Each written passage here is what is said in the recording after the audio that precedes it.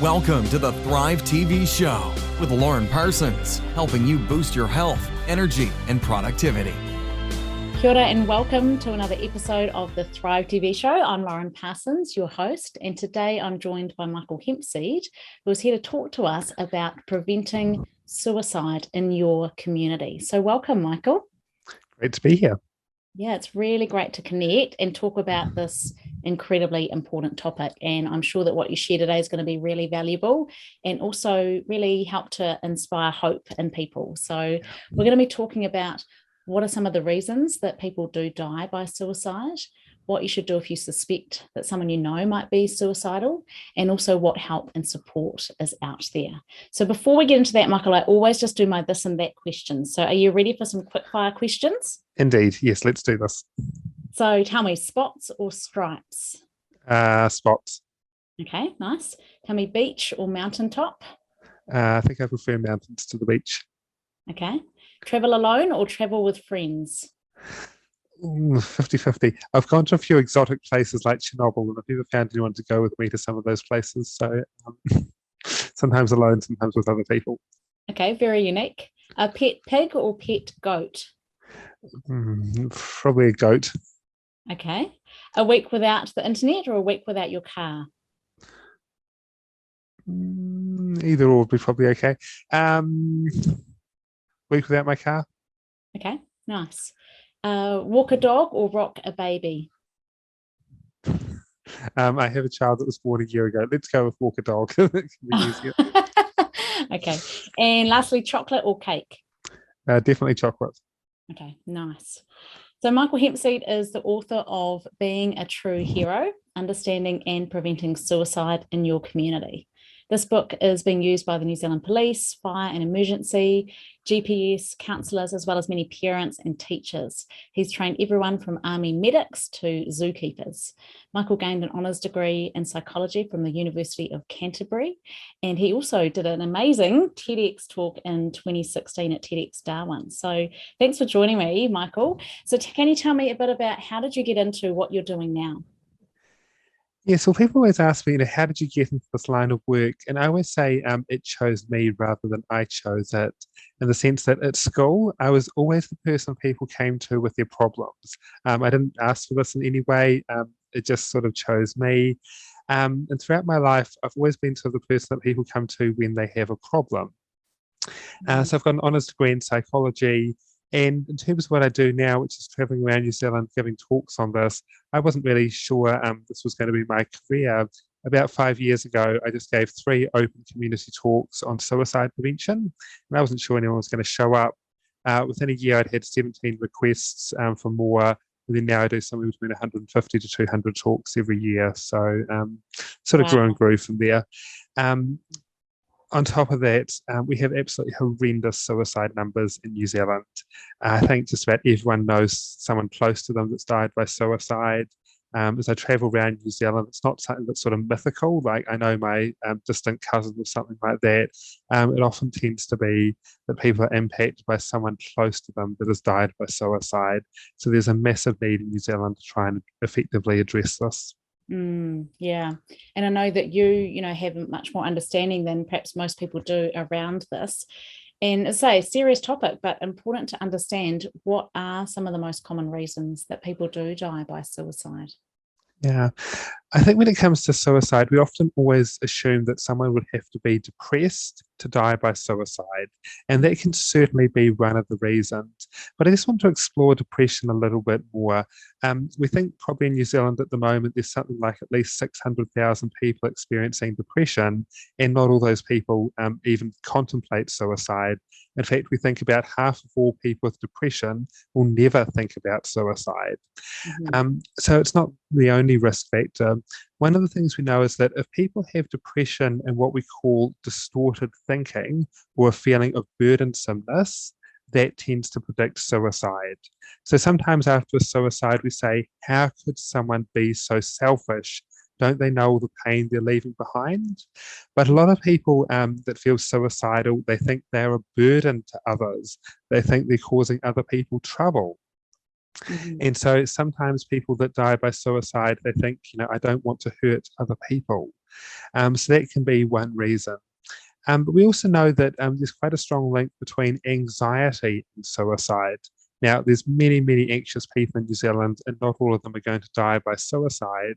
But some people can catastrophize things. So, for example, if you get fired from a job, realistically, there'll probably be another job out there. There's lots of different jobs in New Zealand. There'll probably be something you can do.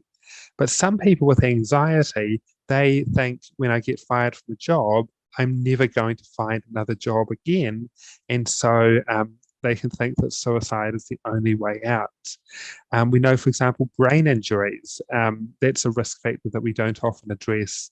We think New Zealand's got one of the highest rates of brain injuries in the OECD.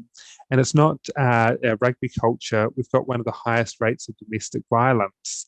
So a lot of brain injuries don't get picked up. Final one or two things is sleep. We'll talk about this maybe a little bit more later, but we know that often when people are really sleep deprived, suicidal thoughts can come in. I was talking to a farmer at the end of one of my talks, and he said one night he had all these bills on his farm and he thought there was no way he'd ever pay them off, and he thought suicide was a good way out.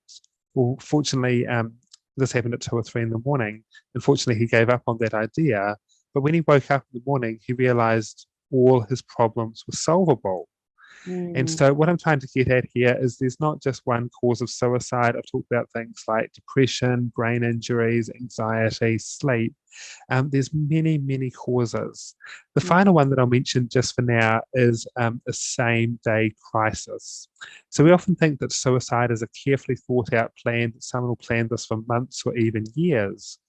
However, what we know is that something like 1/3 to a half of all suicides are the result of a same-day crisis, such as a relationship breakup, getting fired from a job, or something like that. One study that interviewed suicide attempt survivors and asked them, how long was there between you thinking about this and carrying it out? 24% said 5 minutes or less. So for a lot of people, it's a very spontaneous decision. It's not a carefully thought out plan. So hopefully that gives you an overview of just some. There are many, many more, but those are a few of the key ones to look out for. And I think it's really interesting. I know when we spoke previously, you talked about the importance or the benefit of just being able to encourage people to wait a day. Yeah. There's so many people, when you think about, that if 1/3 to a half of people are responding to something that's just happened, that's just hit them, like you say, redundancy, a relationship issue, and they feel like there's no other option, if someone can come alongside them, or if there's some way they can wait a day, that would save a whole lot of lives. Sometimes it doesn't even have to be a day. Couple of stories. There was a group of researchers in America. This was never published in a journal, but they knew that the way that most Americans died by suicide was with firearms. And they thought, look, there's no way they're ever going to get Americans to give up their guns. But they went around door knocking and they said, are you concerned about suicide in your community? And most people said, yes, we are. And so they asked people, if you've got a loaded gun, unlock the gun, lock the gun up separately, and lock the ammunition up separately. And they found the suicide rate dropped by 80% in that area. And although people could, find the gun and the bullets, it slowed them down. And one of the key messages around suicide prevention is just buying people time. This brings me to another point, is that sometimes we think, well, if we stop people doing it one way, they're just going to do it another way, so there's no point in even trying. A study conducted by Richard Seiden found that between 1937 and 1971, roughly 500 people were stopped jumping off the Golden Gate Bridge. Wow. Now, these people were deadly serious. These people were making an active suicide attempt, and many of these people had to be held back. So you can't say, oh, well, these people weren't serious or anything like these. These people had a plan, and they were stopped in the middle of that plan. What they found was that when they followed these people up years later, they found that a staggering 94% were still alive or died of natural causes. So in other words, if you can help someone at that time of crisis, there's an exceptionally high chance they will live. That is encouraging, isn't it? Yeah. So for those that are listening in, what should we do if we suspect that someone we know might be suicidal? Yeah, the first thing is to be aware of some of the warning signs. So I said some suicides do happen very quickly, and sometimes there's not a lot you can do to prevent those, but other ones are planned out over a longer period of time. And so knowing some of the things to look for. One thing that we know is talking a lot about death out of the blue can be a warning sign. We know giving away prized possessions out of the blue or for no obvious reason can be a warning sign. We know that if someone's had a long history of depression and they suddenly get better, that often means they've made a decision to end it, and you need to start asking questions. We also know what we call ruminative thoughts. So this is, let's say someone had a breakup 5 years ago, but if they're still going on about that, they can't get that out of their head, and every time you talk to them, they're focused on that, that could be a risk factor for suicide. A couple of other ones we know, expressing suicidal intent. So we used to say if someone talked about suicide, they weren't serious, but we now know that's not the case. And if you ever have someone that expresses it, take it seriously. Another one to look for is what we call hopelessness. Now, people that are suicidal, they don't often go around saying, I feel hopeless. But if you listen carefully to what they say, they might say something along the lines of, I'm never going to find another job again if they've lost a job. And that's really a hopeless statement. So it's really important to look out for the warning signs of suicide. There's a couple that are a bit rarer, but we do need to be aware of them. One is called psychosis. So this is where people have delusional or irrational thoughts. So they might see people that aren't there. They might hear voices that aren't there. Psychosis is a medical emergency. You can't talk someone out of this. You need to ring 111. But with those other warning signs that I talked about, if you recognize that, you should go up to the person and directly ask them about suicide. Now, some people say, oh, hold on, I'm not trained for this. This is not my responsibility at all. Well, one of the things we know is that the person most likely to pick up that someone's suicidal is not necessarily someone like a psychiatrist. It could be a family member, a friend, a teacher, or someone like that. So really, we all need to do this. So how do you go up to someone? Well, it would help if you started by saying what you've seen. So, for example, if someone says, I'm never going to find another job again, you should go up to them and say, I'm concerned about you. You just said to me you don't think you're going to find another job. I know this might be a really difficult question, but does this mean you're thinking about suicide? And you must be really explicit and use the words either kill yourself or suicide. If you just say, you're going to do something stupid, you could think that means something else. Yeah. Now, we don't mind if they say no. That's all right. If they say no, we can take a breath. But if they say yes, a really good way to reply is, I am so glad you told me that. Really acknowledge that they're going through a tough time. And then you need to get them some help. I often say if someone's suicidal, a good place to take them to is a doctor or a GP.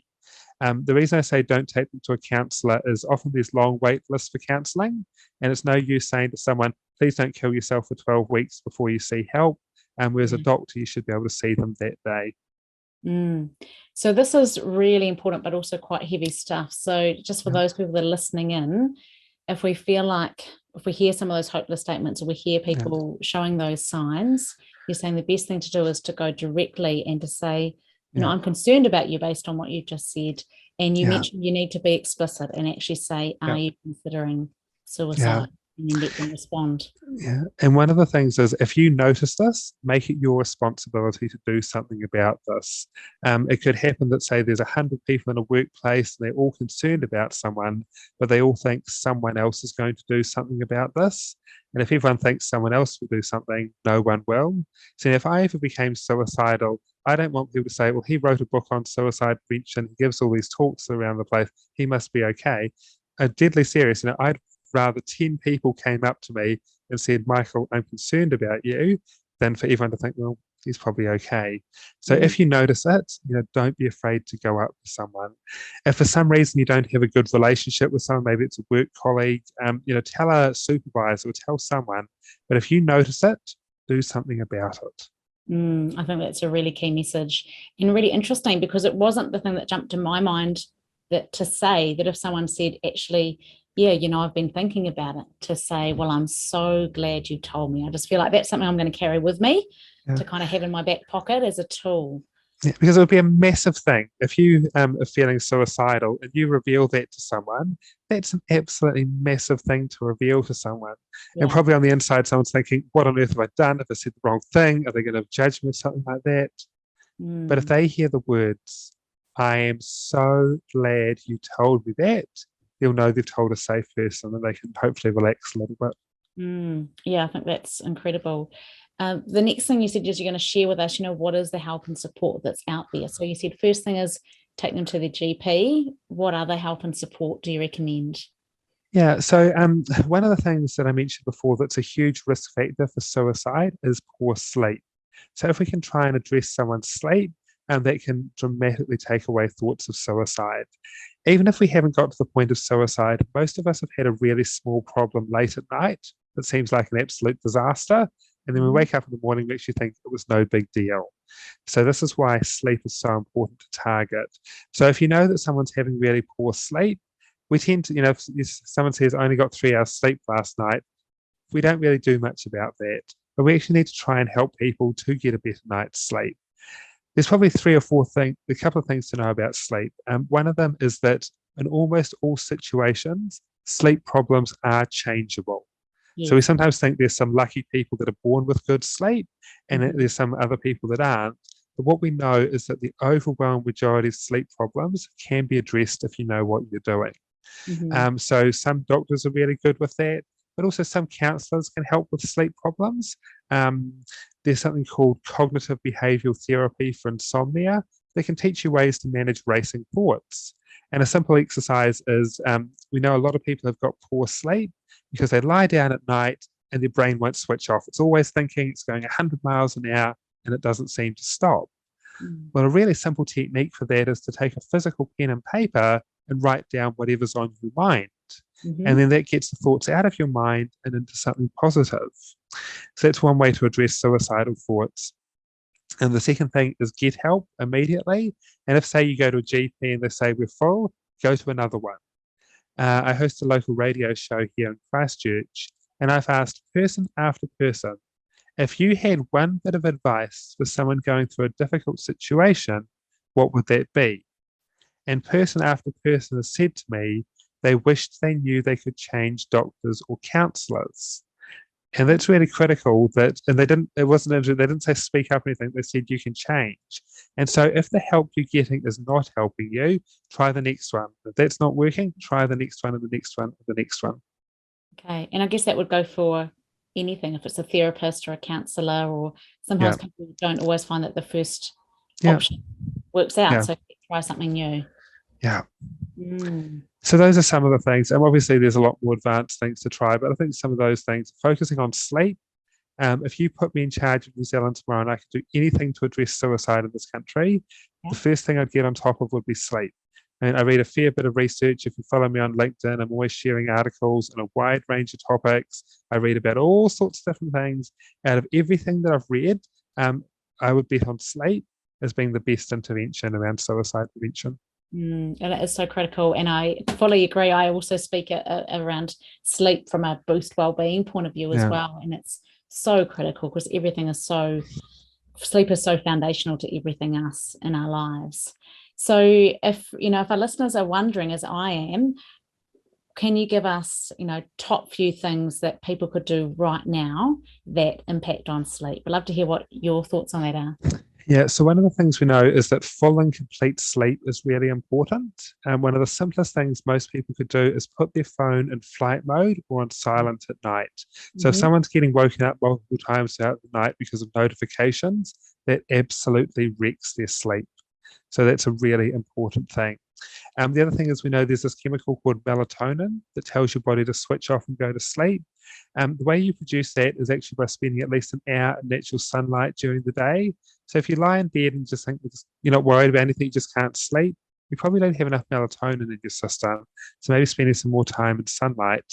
The other big one is caffeine. Caffeine's got a half-life of 6 hours. So if you're having caffeine 6 hours before you go to sleep, that'll disrupt your sleep cycle. So some of those things can really help people get a better night's sleep. And I know that there are so many more. So yeah, it's a really big one. I think sleep affects a lot of people. Can you just talk a bit about, because I think I first came across you, Michael, reading an article you'd written about sleep and teenagers. Oh, yes, Are there indeed. any differences? Obviously this is a big risk group as well in terms of suicide. So can you just tell us a bit about sleep in teenagers for all the parents listening in? Yeah. So one of the things we know, what we call the teenage brain undergoes a massive redevelopment. And this happens somewhere around the age of 13, but it doesn't finish until about age 25 or even as late as age 30 for some people. So what we call the teenage brain is actually really the adolescent brain. One of the things we know is that teenagers produce the chemical melatonin, the switch off and go to sleep chemical, 2 to 3 hours after an adult. Yes. So most adults want to go to bed probably about 9 or 10, 11 o'clock at night. Teenagers want to go to bed at 11, 12 or 1. But that means if they want to go to sleep later, they naturally want to wake up later as well. Now, some people will say, well, they should just go to bed earlier. But if you don't have that build-up of melatonin, you'll just lie in bed and you won't actually get to sleep. Yeah. In America, there's a big movement called Start Schools Later. And as the name says on the box, they're trying to get high schools to start later. They're finding students have much better academic performance, lower rates of physical and mental illness. When whole school districts do this, there's fewer young people being killed in car crashes because we know fatigue kills more people on our roads than alcohol does. Don't hear much about that. So this is why making sure teenagers get the sleep they need. And I say to parents, if you've got a child that's got depression, anxiety, or they're suicidal, get their sleep under control. If that means you have to change schools or something like that, whatever you need to do to get their sleep under control, you should do that. If teenagers want to sleep in, they're usually not being lazy. They're just following what their body demands. Yeah. We wouldn't criticize someone for saying, oh, well, I need oxygen today. We all need oxygen. We've got to think of sleep in those terms. We talk a lot about eating well and exercising. We think sleep is probably twice as important to our well-being as those other things. Yeah, I totally agree. And I see this in my young preteens coming through as well. And it's really good advice I've taken on board. It's not their fault, it's just biology. So very interesting. Can I ask just perhaps a slightly off-topic question? Yes. What about for people that have been left behind by suicide? I don't know if you cover this. I assume I do indeed. Oh, yes. What would you say to those that are bereaved and left behind in the shock of the aftermath? Yeah, very much. Just one interesting point. So my book was written as a book on prevention. It was intended for people that have got someone in front of them that's suicidal. What do you do? Although, as far as I'm aware, the largest group that's picked it up and read it have been people bereaved by suicide. And I think these people are looking for answers. A lot of people say that when they read my book, it took away some of the guilt. Because a lot of people are told, that person was depressed for 10 or 15 years, you missed it, you didn't do anything about it. So a lot of people had a lot of guilt with this. But I said before, a lot of suicides are a very spontaneous act, and they happen within 5 or 10 minutes. And when some people realize that, it takes away some of the guilt. There's a fantastic program around New Zealand called the WAVES program. So if you just Google WAVES suicide prevention, so suicide bereavement, this is a group of people that meets for 6 to 8 weeks with a carefully trained facilitator, and you just work through some of the feelings associated with that. And there's no time limit on the group. So if you lost someone 50 years ago, and this is still having an impact on your life, you're more than welcome to come to a group like that. And I understand that around the country, they've had lots of people that have lost someone years and years ago, and they've never processed it. So that's just the WAVES program. So there are things that can be done around the grief and the loss of suicide. I feel that's an area that we haven't really focused on much, but it is very important to know. And the other thing is, you don't need to be a close family member. So even if you're a distant work colleague and you're affected by a suicide, you can go to the WAVES program. Thanks for that. And just thinking about the workplace as well, I know from watching your TED talk that you talked about the importance of vulnerability. And I see this as being hugely important, for leaders to be able to be vulnerable, to share their experiences when they're struggling, to share their failures. Can you just share, briefly? I just thought it was an incredible story. And if you don't mind bringing it up, because I know it's very powerful about the failure you experienced and why it's important to share our failures. Yeah. Just going back a little bit. So I mentioned that a third to half of all suicides are the result of a same-day crisis. And Yeah. unfortunately, these ones are very difficult to intervene when they get into that state. But I think there's a lot we can do before people get to that state. And what really leads to this? Well, I think it's an inability to deal with failure. And I think a lot of these people, they don't know that their life can be good again after a failure. So the story that I shared at TEDx was in 2012. I was living in the UK. I'd always wanted to do a magic trick in front of a large audience. So I saw the auditions for Britain's Got Talent. I applied, thought, yep, this was worth having a go at it. So I came up with this magic trick. I did a few rehearsals, and they went really well. It came to the day of filming, and I said, I need 20 minutes backstage to set this up. And they was on the production team. They said, that's fine. That's not a problem. Someone came to me at 4:30 in the afternoon, and they said, we need you on stage now. Mm-hmm. So nothing was set up correctly. Everything that could possibly have gone wrong did go wrong. But everything that could not possibly have gone wrong also somehow managed to go wrong. Yeah. I had 3,000 people in the audience yelling, off, off, off. It's one of the worst moments of my entire life. Yeah. But it gets worse than that, just as that wasn't bad enough. Because Amanda Holden was absolutely horrible about my teeth. And this was going to be broadcast in front of 12 million people. So if you're going to fail big, right? Yeah. So when this happened, I thought my life was ruined. I was running school camps in the UK at the time. The day after the show aired, a new group came in. And I was really, really hoping they had not seen the most popular show on TV. Yeah, they right. had. Yeah, they had. Now, so what happened? So first of all, I went around asking them what their talents were, and it came to me. And I said, my talent is failing. And they all laughed at me. But then I said, no, I'm serious. Anyone can fail once. That requires no effort and no skill. But to have the talent of failing, you need to fall off the horse, get back up, and try again. Now, this was a group of teenagers. They didn't give me a lot of feedback at the time. But afterwards, a couple of them came up to me and they said, we think you're one of the most inspiring people we've ever met. And I thought, hold on. I made a turkey out of myself on national TV, and they were calling me inspiring. And to be honest, I thought they were just being nice about it. But then another group came in, they'd seen the show, I told them the story, and I got the same reaction from them. Since two groups liked the story, I figured there might be something to this, but I wasn't really sure what it was. One of the things I've realized is that we have a massive problem with how we deal with failure in this country. When everyone runs a race at school, we like to give them a certificate of participation so they don't feel bad. The problem is, in real life, if you experience a relationship breakup, you do not get a certificate of participation.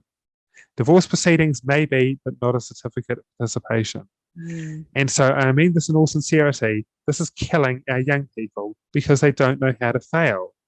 I've recently been doing some work with some people in their 60s and 70s, and I've asked them, how many failures did you have in your life? And all of them said, I lost several jobs, I've had a relationship breakup, usually one major health scare or one crisis, usually some sort of financial difficulty. All these things are a normal part of life. They're nothing exceptional. But because we've protected people from failure, they don't know that it's okay. And so if any families are listening to this, I beg you, let your children fail. Do not wrap them in cotton wool. We've got to let them deal with the real world. Yeah. Let's take a young man that loses a job. If he grows up in a culture where we don't talk about failure, maybe suicide's a good option. But if he grows up in a culture where we talk about failure all the time, and he knows lots of people lose jobs, like Oprah Winfrey, she was fired from being a news anchor. Walt Disney was fired from being a cartoonist for a newspaper. If people knew this, maybe they wouldn't think about suicide so much. So we've got to start looking at failure. And this is how we've got to tackle some of these same-day crisis suicides. I've been looking at the concept of resilience over the last few years. And in the past, if someone failed their driver's license, if they got a bad mark on a test, this was considered a normal part of life. And yet for some people, it's an absolute disaster today. We've got to dramatically change the way we approach this. I just think it's such a powerful message. So thank you for sharing that, and encourage viewers and listeners, if you haven't already, then feel free to look up, and all the links below will have Michael's TED talk on that. I think it's so powerful. I totally agree. And last year I actually wrote a couple of articles on failure because I had a very big goal that I was striving for, and I did. People said not fail. I failed at the moment, although I haven't given up. So people have told me that's not really failure, but I didn't achieve the goal that I succeeded. I got told, no, you've not met the bar. And it was really tough, but it was really powerful, just like yourself, sharing it, even though it's not comfortable, because the more that we share it and realize that, your failure doesn't define who you are, I think that that's a really hope-inspiring message. So thank you, Michael. Really. My pleasure. So if people wanted to find out more about you or get in touch, what's the best way to reach you? Yeah, so I've got a website, beingatruehero.com, and on there I've got lots of videos, books and things like that on mental health topics, sleep, PTSD and stuff like that. So there's a whole lot of information on there. You can contact me through that website. Fantastic. So beingatruehero.com, and all the links. Beingatruehero.com. Oh, thank you. Yes. Beingatruehero.com. Yeah. So if you're just listening into this on the podcast version, then make sure you head to thrivetvshow.com so you can watch the video version and also get all the links down below in the show notes. So thanks so much, Michael. It's been such a pleasure having you on the show today. If I could ask you one final question, there's one last thing you want to share with the listeners, what would that be? Yeah, one of the things I haven't really touched on is that a lot of suicides happen either when people retire or when people are very elderly. And I think a lot of people think that after you retire, your life is over and there's not much to look forward to. But here's the thing, researchers have found that the time in your life when you're likely to be the happiest of all is after age 70. Wow. I actually think if a few more people knew that, maybe we'd stop some of these suicides there. Some people say the best days of your life are your school days, but that would mean that most of us, we've got nothing to look forward to in the future and it's all downhill from there. If we actually look at the research, it actually says that there can be good things to look forward to and life can get better. So I think if people knew that, it might really help a lot of people going through some tough times at the moment. Fantastic. Well, thank you so much. Thank you for the work that you're doing, your courage, your humility and vulnerability and what you're sharing. Thank you for the work you're doing in the world. My pleasure. Thanks so much for tuning in. That's been another episode of the Thrive TV show. Go out and thrive. Thank you for listening to the Thrive TV show with Lauren Parsons. Visit thrivetvshow.com to access the show notes and discover our fantastic bonus content. And be sure to subscribe so you don't miss the next inspiring episode.